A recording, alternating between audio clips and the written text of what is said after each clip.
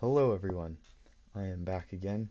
Um, this morning I completed my final match of the Anti-Chess World Championships against LeoL, and I ended up losing, so I'm officially out.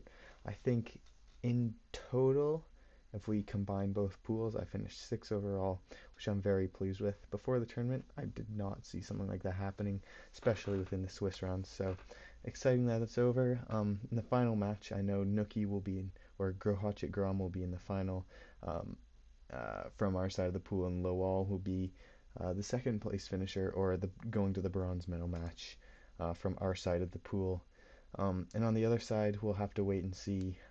There's possible to be a three-way tie between Change Opening, Azoha, and Pepsi and Gaming. So we'll have to wait to find who are in the top two from there.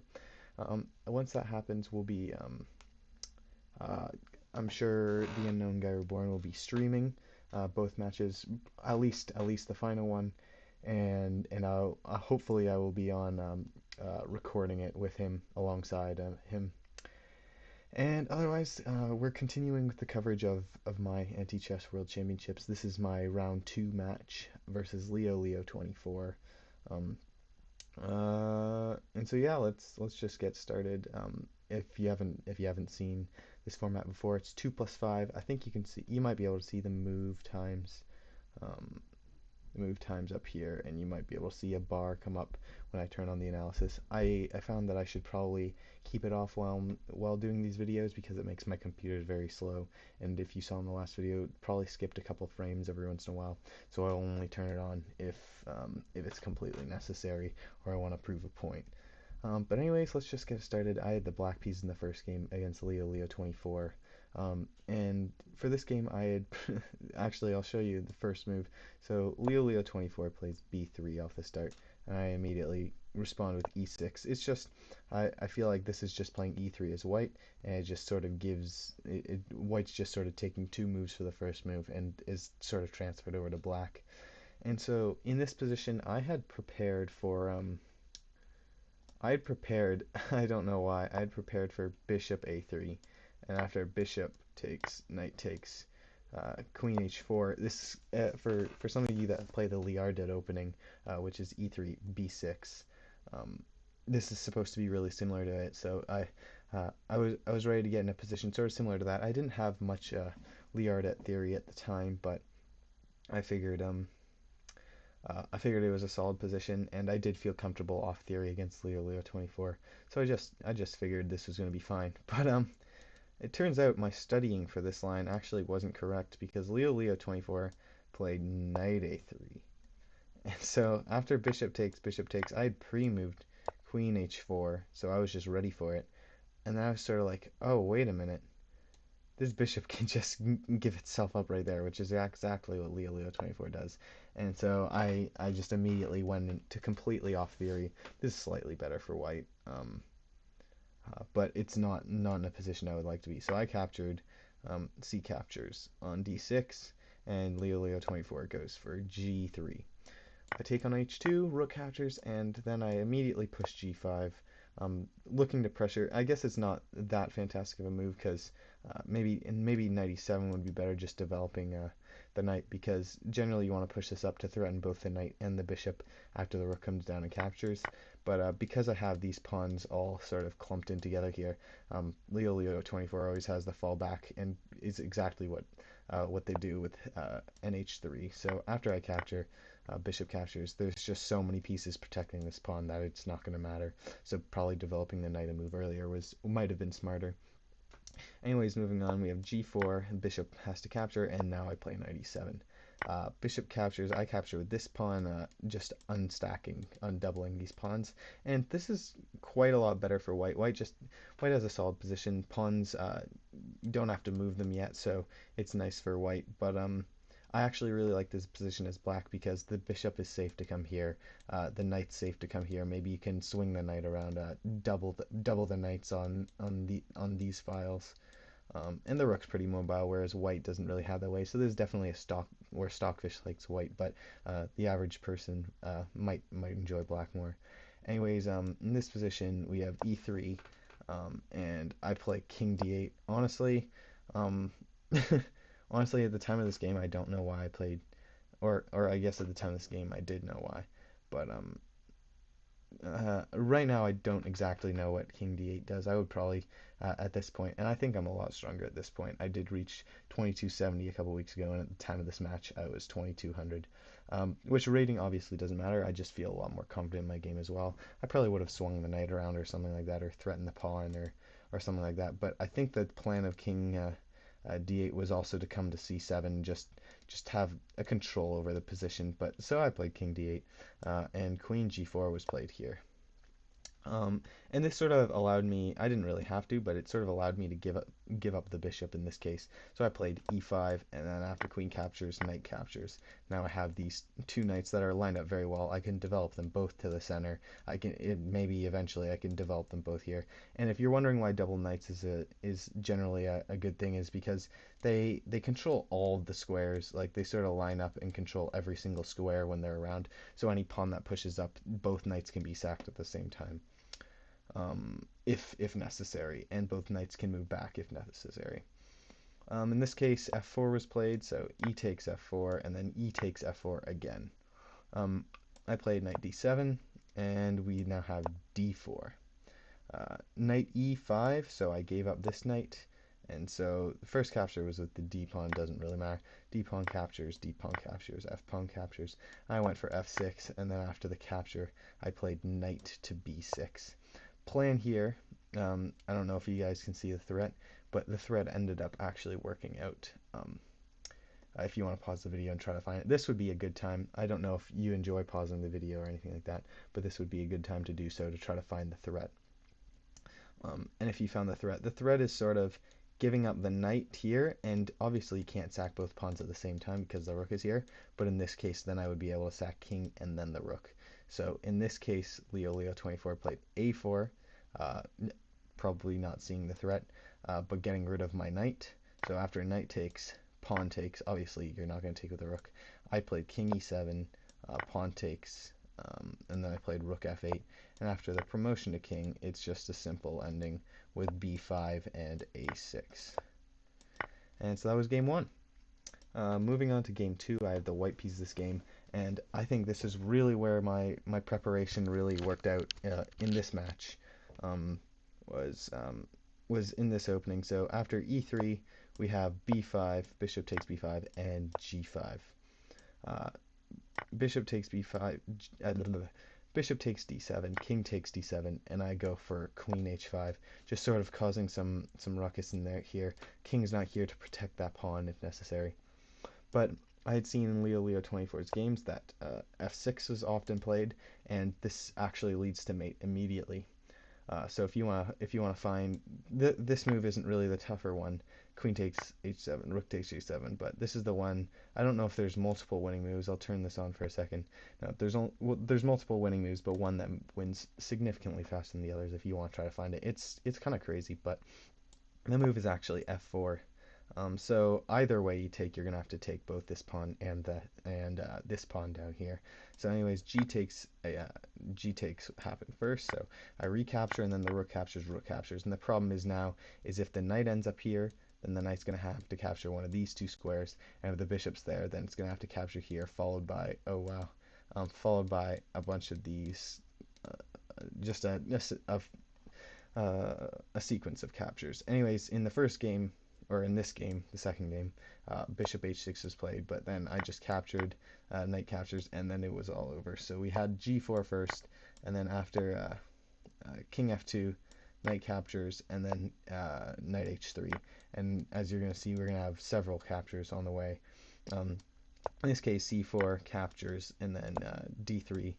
After the knight captures, I think the move that I played was bishop d2, and then after the capture here, I went down and played bishop a5, only capture, and then the capture after that was with the king, so I played knight here, and then after rook to d1, the game is over.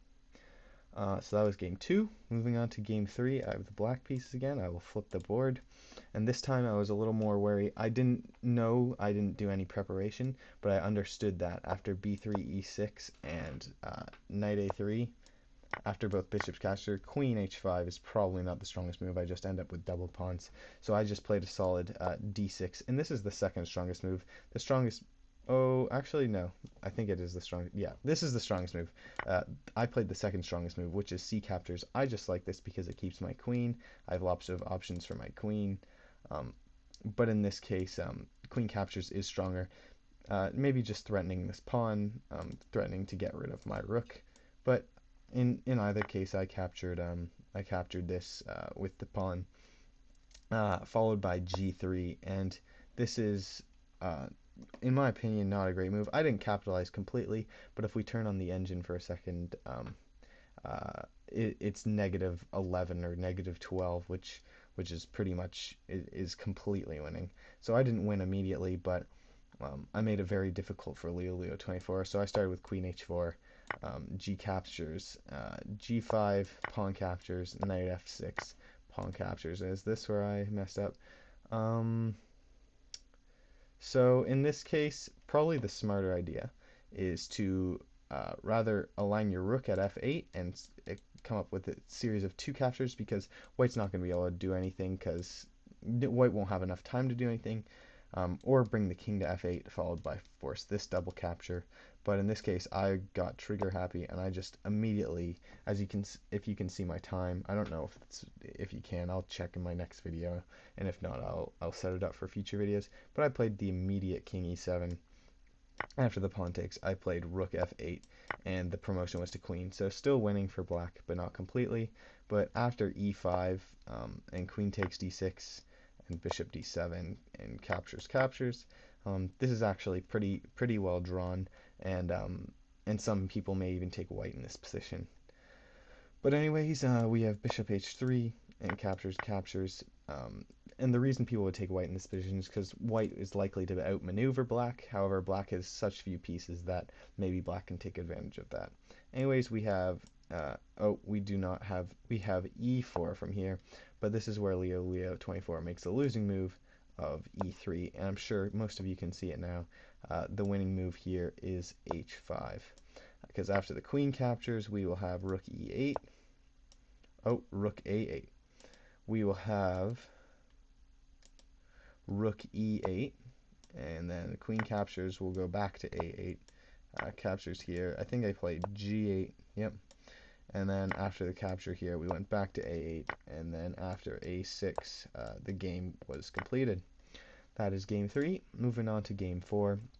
I have the white pieces again, and we start with the same opening, and king captures, queen h5, and in this case I once again played f4, and these series of captures happened again. However, this time LeoLeo24 played knight to h6, and in my opinion this was the easier win of the two, less thinking involved. In this case I played g4, and after the capture, d3. So then the bishop captures down here, and there's several ways to win. I like a4, just so then I can push the pawn up eventually more easily. After bishop takes b2, we have knight h3, and after the bishop captures here, I play knight g5. After the capture, we have knight to, not knight to c3. We have d4 first, and after the bishop captures, knight c3 captures, and king d2, and then this ends up leading to mate. So that was game 4. Moving on to game 5, I have the black pieces for the third time. I forgot to mention that the maximum 10 games for those who didn't participate, didn't watch, or do not know, and are watching this in the future. It's first maximum 10 games, first to 5.5 points, where a win is 1 point, a loss is 0, and a draw is half a point. So if I get to 5.5, or if I get to 6, or my opponent does, then the game ends immediately right there. Anyways, LeoLeo24 opens with b3 again, and I counter with e6 once again. We have the same set of opening moves, and I played d6 again just because I had won last time, felt comfortable. But this time g3 isn't played, but g4 is played. I have knight e7, just developing my knight, and we have d3. And I play queen a5, threatening the king. And this might not be the strongest move. I'll have to check. I don't think it was the strongest move. Probably just developing another piece was a better idea. But in this case, after c3, queen captures, and queen to queen to d2, I find a nice couple sequence of moves.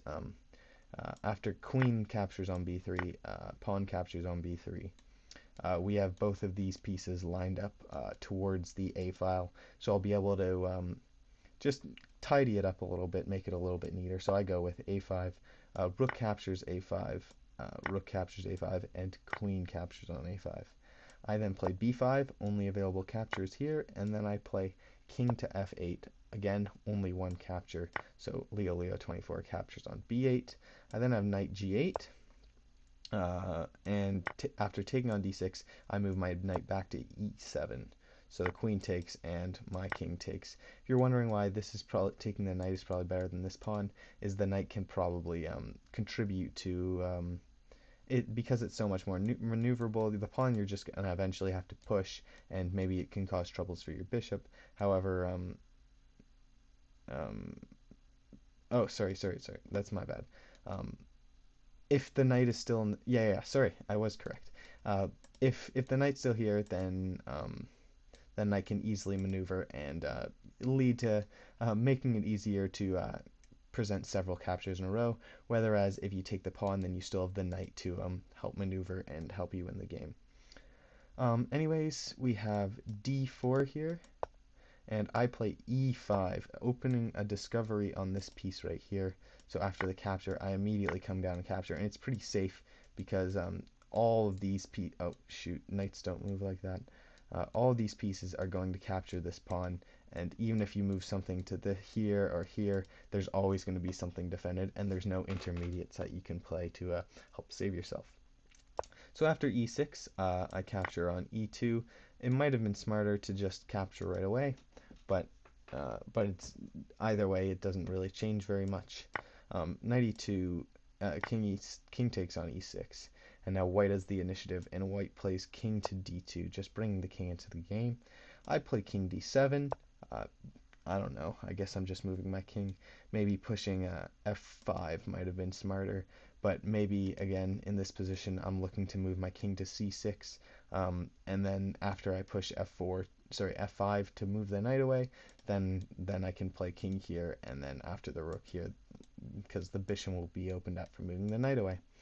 Anyways, we have b4, and I play rook to a8, just taking control of this file. And then I have b5 and h5, just pushing this ahead. Maybe I'll promote some pressure on this bishop. We have h3, just making it so that I can't end up putting pressure on the bishop. And I honestly cannot tell you why. I think I just played this for lack of a better move. I still like f5 in this position. But in this position, I played g6. Yeah, I played g6. Anyways, we now have f3, and I played g5. And in this position, white only has one move, that is sacking the knight. Because otherwise, after pushing g4, white's going to end up with a pawn right here. So then I can sack this pawn, and then after the rook swings down, this rook will have to capture. And then the king has got several places to sack itself. So knight f4 is played. After g takes g takes f4, we have b6. And in this position, I'm probably slightly in a worse position. White has more pieces, and I'm eventually gonna have to give up this rook here. I think this is one of few moves, so I can move my rook. Into different places, but I end up just settling on a rook a6 after a long time thinking.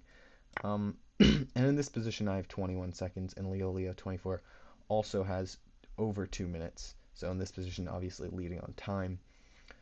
I play king d6 here, just centralizing the king. And then we have b7 preparing to promote. I play h4, just pushing my pawns as far up as possible, so if they ever do become dislodged, my pawns are closer to promoting than LeoLeo24's. We have rook g1, and I play king to d7. I probably king to e7 might be a little bit stronger, but either way, I'm just moving my king around. And now we see king d3, and I play f5, just pushing all my pawns to the top. Um, and then we see king to e3. This is probably, in my opinion, one of the weaker moves. White sort of just took away a piece that didn't have to be given away. What was the smarter move? The smarter move was probably giving the rook away, just because the king can be maneuvered back here much more easily than, like, the rook's gonna have to take two squares. It's 2 turns to get to 1 square, whereas the king can get to any of these squares. And in this case, it's more important to be able to move 1 square in any direction, just because all these pawns are clumped together, than control large files. Anyway, so the king's given up, and I take the king. Um, and I think this is the losing move right here, because I'm threatening this. The losing move right here that is played is, um, wait, oh yeah, it is rook to c1. So I'm sure a lot of you can find several different ways to win. This case, I played e2, and after the bishop takes e2, I played king c7, rook takes, and after f4, the game ends by variant rule after rook to d7. Moving on to the final game, we once again have e3, b5, bishop takes b5, but in this case, LeoLeo24 switches it up, seeing that I had prepared in the first couple of games, and goes for f6. So my bishop takes, and he recaptures, or LeoLeo24 recaptures with a knight, and I immediately push c4, threatening this knight to move. And if the knight does move, then I'll have some nasty sequences to open up there. e6. Plan is to capture this pawn, or capture another pawn, sort of distract from this. I play b4, and after the bishop captures, this probably isn't the smartest move. Probably a smarter move is bring the queen out or something like that, but I played c4 or c5. But then the bishop captures here, and I played queen g4, and then after captures on e3, I capture down here. Bishop captures f2, I recapture with the king, just because I have several different captures that will be forced to recapture, and there's no way for black to get into a queen race, so I'll have lots of options here, lots of deadly options. And in this case, LeoLeo plays the 24 plays the losing move of knight e7. Looks like a decent move because you're developing a knight, you're blocking the queen from taking this, because after you move the king, obviously the queen's going to have to capture down here, and it will most likely lead to mate. But if you want to pause the video right here for the final time, and find the sequence of moves that win, go ahead. The first move is taking on that square is f6, and after the knight captures, we have g4. The knight captures h4, and after the knight captures here, I played d4, which now the queen is forced to come into the game and take these pieces. So after the queen captures on d4, I obviously have to play h5 first, so that there's no capture here, and then the knight is safe. So queen takes a1, I play rook to h4, just making it so that only the queen is capturing pieces. Now I don't want to have to calculate the knight and the queen capturing pieces at the same time. Queen takes b1, a4, making sure there's only one capture. So after the capture here, I play a5, queen captures on g1, I push the pawn so the bishop has to capture. After I play rook to h2 and the queen captures, I push the pawn for the final time, and the queen captures here. So that was match 2 of my Anti-Chess World Championships Swiss round. I hope you all enjoyed seeing some more commentary. I will definitely keep you updated on what's going on in the anti-chess world and the anti-chess community.